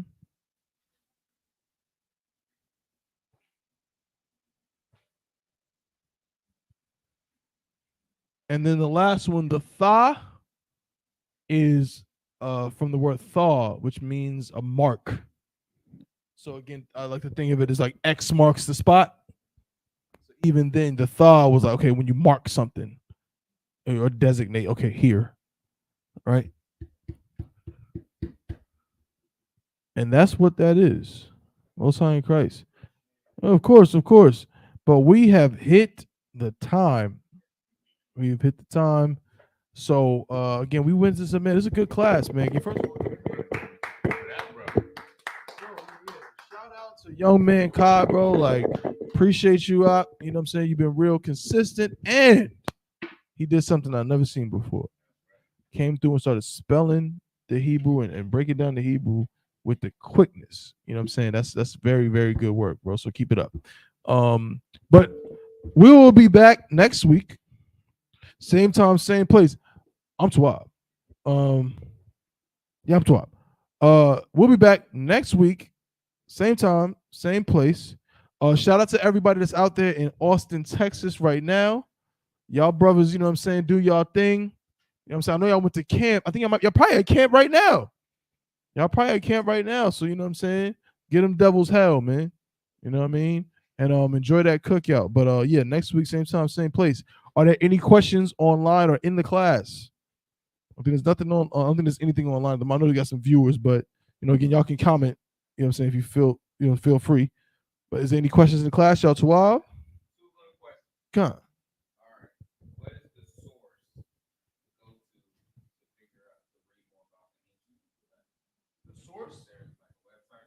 Yeah. Isupk.com.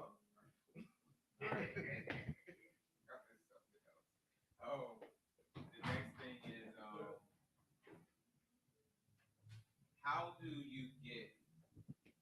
you come up with the word what? How do you know I didn't come up with it, is what I'm saying. how does that mean what? How does it mean what? Because that's the word for it. What is the word for hello? That letter, how does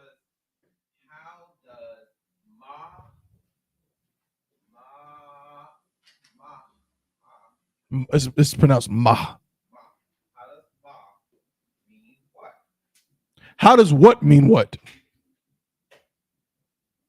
Somebody came up and put two letters together and said what? Exactly. Now, I'm certain that in Hebrew, it's probably a little more detailed. But as far as do I know the exact reason why the ma and the ha together mean what? I don't know. But I know that if I go to, just to show you, again, I know we at the end of the time, but just to show it, because I don't want young man Kai to think I'm just crazy. The Tabawan, oh, he Tabawan's up here. He's just making up words. I don't believe that, Negro.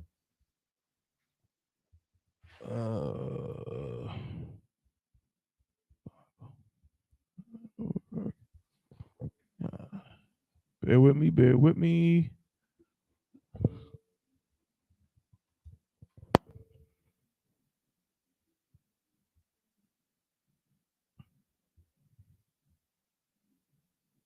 As you can see, I'm not crazy.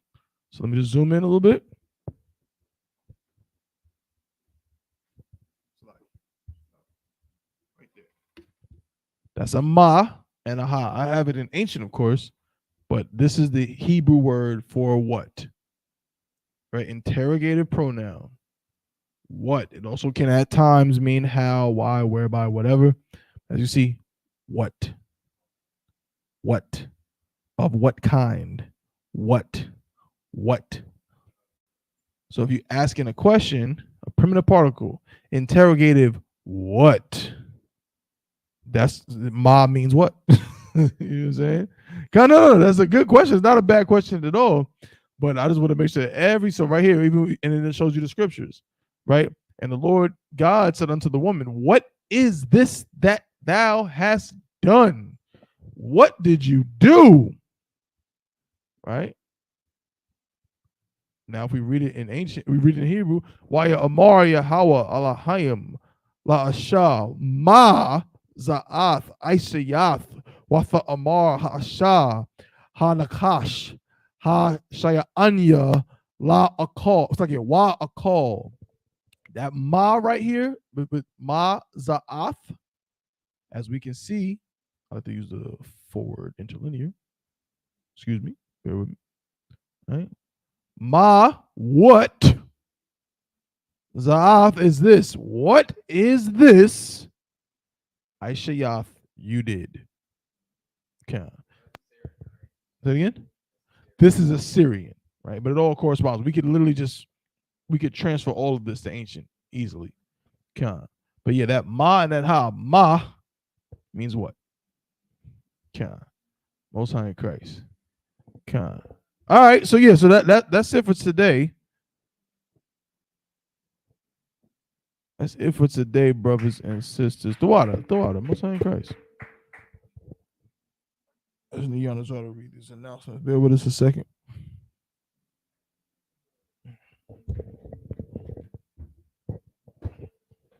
Salaki, pardon me, 1 second.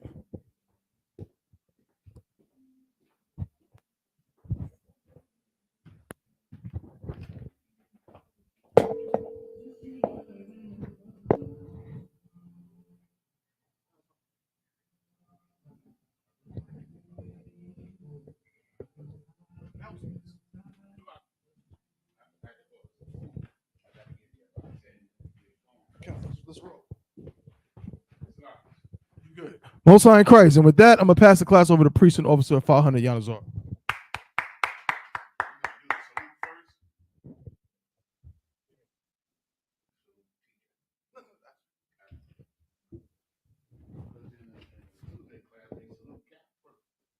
We salute Cap first because he be leaving. Okay. Yeah, he's not in the room. If he was in the room, we would do it the regular way. Okay. Make sure you're on the camera.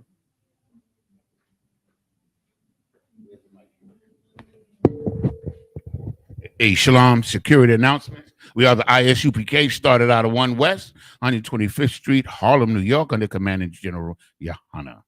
New rules for brothers and sisters. When a new brother or sister comes into the school, they are off limits for 6 months. They are to be saluted only. They are here to share themselves of the world. After 6 months, if a brother or sister has an interest in a particular person, he or she must get permission from the head to speak to a brother or sister. There's another 6 months in which the brother or sister will court each other. After this 6 months period, the brother or sister will get permission from the head to marry. Tithes, which is a commandment. You can find this in Numbers 18 and 21 in Malachi chapter 3, verses 8 through 10, means 10th in the Hebrew, and is pronounced ma'ashara. 10% of every penny of any increase the Lord gives you, give to the Treasury Department or teacher. Priest fund, free will offering for priest, not mandatory, whatsoever amount you would like to give. Upcoming Holy Convocation. Was it December 25th? Is Hanukkah, my favorite. The Feast of Dedication, Hanukkah, December 25th. Remind Akim and Akwathiam to check on social media such as isupk.com, Facebook, Twitter, YouTube, and so on for ISUPK events and materials. If a brother wants to be a trooper in the school, then he's to start wearing all black, which includes black boots, shirt, pants, headband, or scarf. And with that, I imagine.